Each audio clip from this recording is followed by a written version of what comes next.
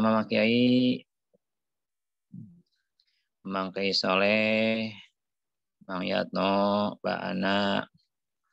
Alhamdulillah pada kali ini kita bisa berkumpul di Zoom meeting dalam rangka pengajian tiap hari, tiap pagi. Sekarang masih membahas tentang kitab Al-Hikam Al-Atiyah. Bismillahirrahmanirrahim. Qala mu'alifu rahimahullah ta'ala wa nafa'ana bihi wa bi'ulumihi amin ya Allah ya rabbal alamin. Wa qala auhallahu ta'ala ila Dawud alaihi salatu wassalam. Ya Dawud, qul lisiddiqin bi fayafrahu wa bi dzikri fayatamatta'u. Wa qad auhallahu ta'ala ila Daud alaihi wasallam, dan sungguh telah mewahyukan Allah Ta'ala kepada Nabi Daud alaihi wasallam, yaitu ya Daud, wahai Daud, qul katakan li siddiqin, kepada orang-orang siddiqin, bi dengan sebabku fal yafrahu, maka silakan kalian bergembira, wa bi dzikri, dan dengan sebab mengingatku, fal ya tana'amu, maka hendaklah kalian boleh bernikmat-nikmat.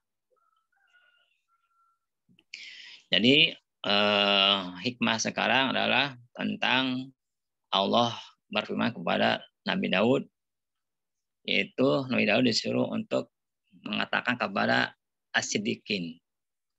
As-siddiqin dalam syarahnya ini dikatakan kasih rizqi, banyak benarnya. Kasih rizqi, banyak benarnya, biaqwalihim, di dalam perkataannya, wa af'alihim, dan perbuatan, wa ahwal, dan keadaannya.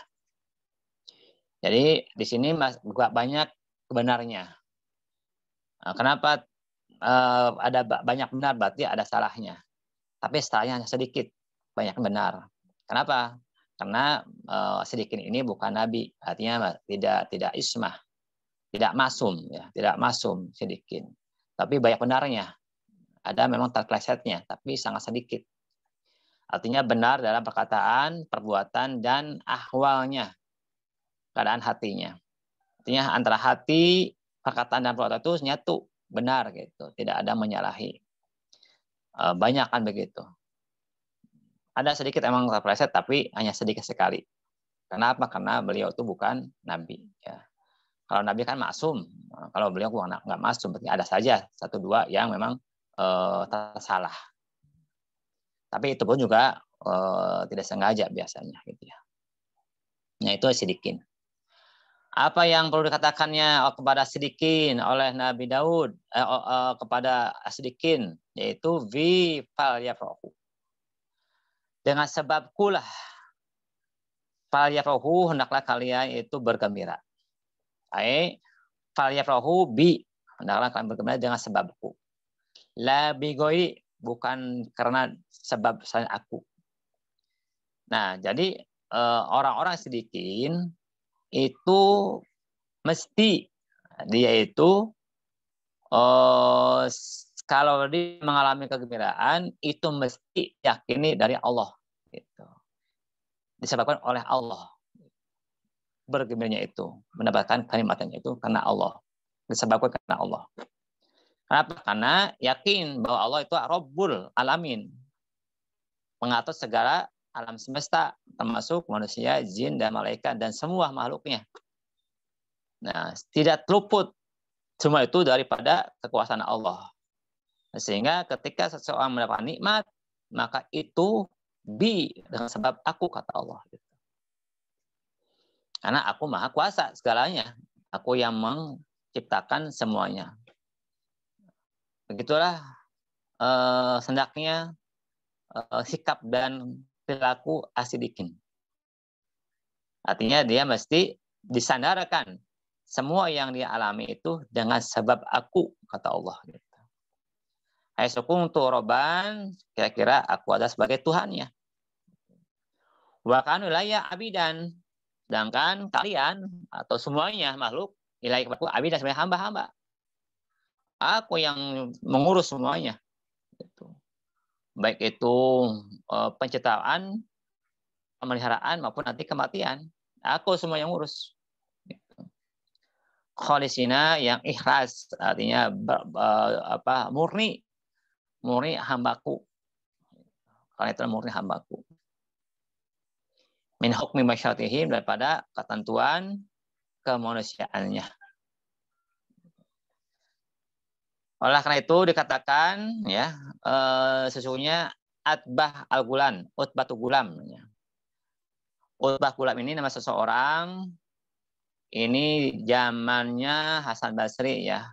Utbah Gulam itu dulu tuh orang tukang maksiat, ini ya Allah, wali Allah ini. Wali Allah, dia adalah seorang yang sebelumnya itu tukang maksiat. Lalu ketika ada pengajian Hasan Basri, beliau ini mendatangi majelisnya. Lalu ada satu ayat Al-Quran yang sangat berkesan kepada Utbah Al-Gulam ini, yaitu surat Alam ya'nil ladzina amanu antasya qulubahum. Belum datangkah kepada orang yang beriman agar hati mereka itu tenang. Ini sangat berkesan sekali ayat ini terhadap Utbah Al-Gulam. Lalu setelah selesai Hasan Basri pengajiannya, lalu datang bertanya, wahai Syekh, boleh nggak saya bertobat? Dan mungkin nggak Allah mengampuni dosaku? Maka tatkala dijawab, ya sangat mungkin dan boleh bertobat, dan Allah pasti mengampuni dosa orang yang mau bertobat. Maka setelah itu pingsanlah Utbah Al-Gulam ini. Nah, setelah siuman, maka oleh Hasan Basri dikatakan, kalau engkau sudah maksiat, berarti engkau sudah menggadaikan dirimu itu masuk neraka. Kalau memang kuat masuk ke neraka, silakan saja bermaksiat. Tapi kalau nggak kuat, ya harus bertobat. Gitu. Kata Hasan Basri kepada Utbah Al-Gulam. Maka sejak itulah Utbah Al-Gulam itu bertobat. Lalu dia berdoa, minta permintaan. Wahai Tuhanku, jikalau doaku ini, tobatku ini terima, maka aku minta 3 permintaan. 1, mudahkanlah aku memahami dan hafal Quran. 2, ya Allah, baguskanlah suaraku. 3, ya Allah, lunakkanlah hati orang-orang ketika aku memberi pengajaran dan ketika aku mengaji, walaupun hati orang itu keras. Maka oleh Allah 3 doa ini dikabulkan.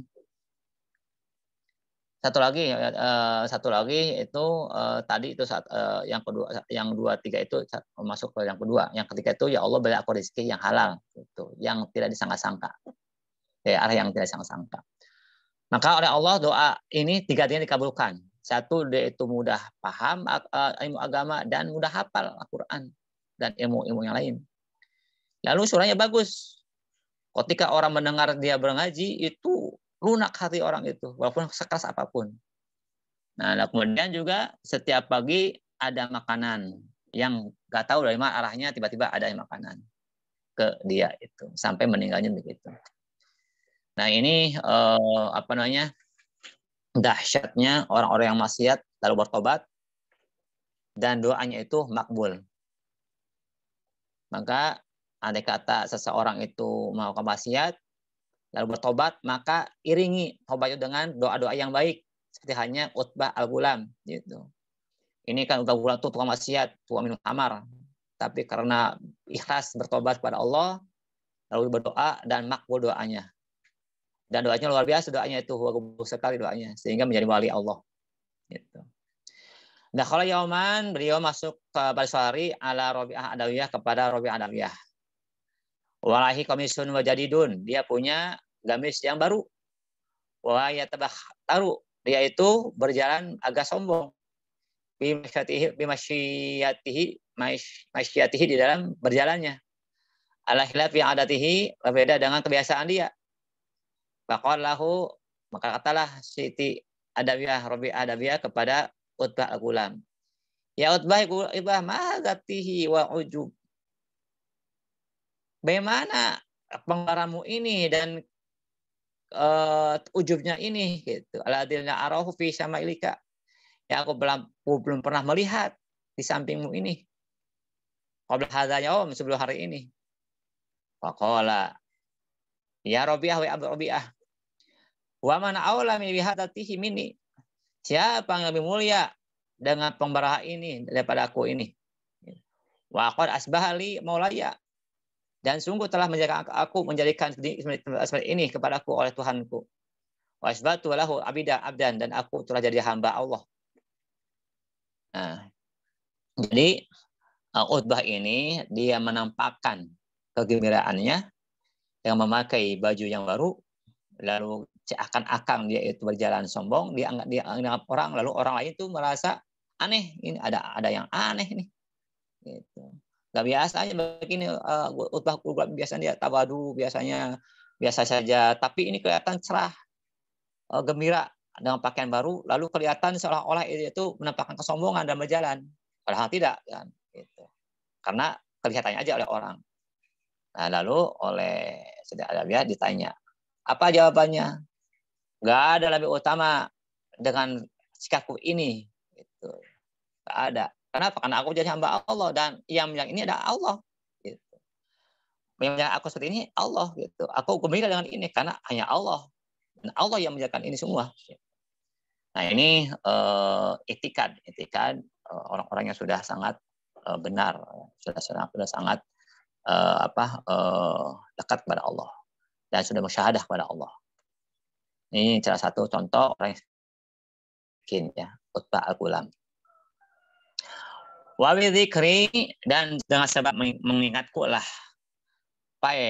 tatana amu, maka kalian bernikmat-nikmat.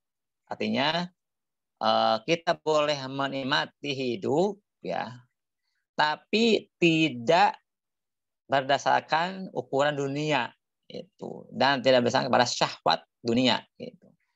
Kita itu bernikmat dengan sebab kita ingat kepada Allah. Karena orang yang sibuk ingat Allah, ya, itu akan mendapatkan lezatan dan akan mendapatkan kasih sayang dari Allah. Bukan semata-mata dunia. Justru orang-orang yang sudah dekat pada Allah itu dunia itu terasa gerah buat dia mah. Rasa wahsyah, liar ke dunia. Tapi kalau sudah dekat kepada Allah, ingat kepada Allah, ya, dan sudah sangat jinak kepada Allah, itu yang nikmat. Gitu. Makanya orang-orang sedikit, kenikmatan dia itu ingat kepada Allah. Makanya dia ketika dia sholat itu nikmat sholatnya. Asyik mansyuk gitu ketika sholat dia itu. Nikmat gitu. Dengan munajat kepada Allah dalam sholatnya. Itu yang dinamakan tanah amu gitu.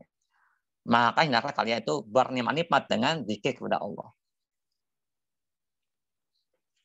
Nah, jadi orang-orang yang sedikit, ya, namun kita semuanya termasuk, ya.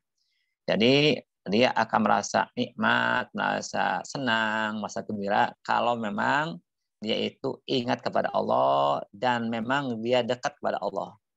Dunia itu justru bagi dia itu adalah wahsyah, meliarkan. Contohnya seperti Nabi Musa, ya, ketika beliau pulang dari munajat, itu beliau suka menutup kuping. Kenapa? Karena tidak senang mendengar perkataan manusia. Dia sudah senang ketika munajat kepada Allah, nikmat gitu dengan Allah. Ketika keluar dari munajat kepada Allah, berhubung dengan manusia, tidak nikmat lagi karena sudah suara-suara itu sudah memuasyahkan dia, gitu, menggelisahkan dia. Nah, itu ciri-ciri orang-orang yang sudah tingkatan as-sidikin, ya. Nah, berarti kalau tidak begitu, berarti bukan sidikin. Kalau kita masih gembiranya karena dorongan daripada dunia, ya, nafsu kita dengan ada dunia, berarti kita belum sidikin. Ini ukuran, ya, ukuran. Atau kita nikmatnya bukan karena ingat kepada Allah, nikmatnya karena ada nikmat dunia misalnya. Kalau dunia hilang kita keluh kesah, nah berarti kita belum sedikin. Ini kalau sudah nikmat dengan ingat kepada Allah, lalu gembira dengan sesuatu dari Allah, maka itulah ciri-ciri. Udah matang tuh, Pak. Itu berarti belum sedikin. Nah, makanya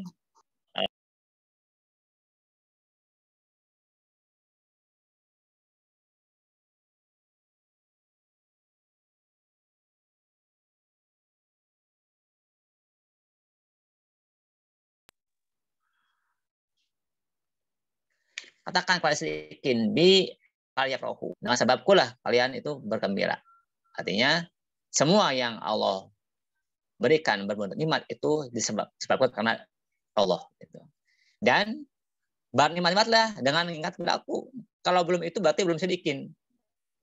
Karena gitulah hikmah yang ke-19 ini ya, salat ini. Mudah-mudahan kita diberikan rezeki oleh Allah ya, bisa mendapati derajat sedikit, bahkan bisa mencapai derajat sedikit, yaitu kita bisa bergembira hanya dengan sebab semua itu dari Allah saja.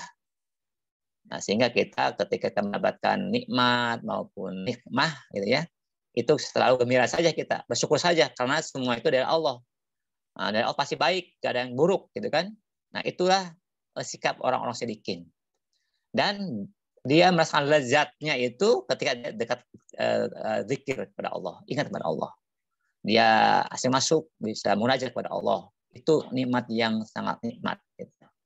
Bukan dari sisi lezatnya, atau dari sisi syahwat dia. Itu memang sekalian, mohon maaf bila kesalahan, mudah-mudahan manfaatnya. Wassalamualaikum warahmatullahi wabarakatuh.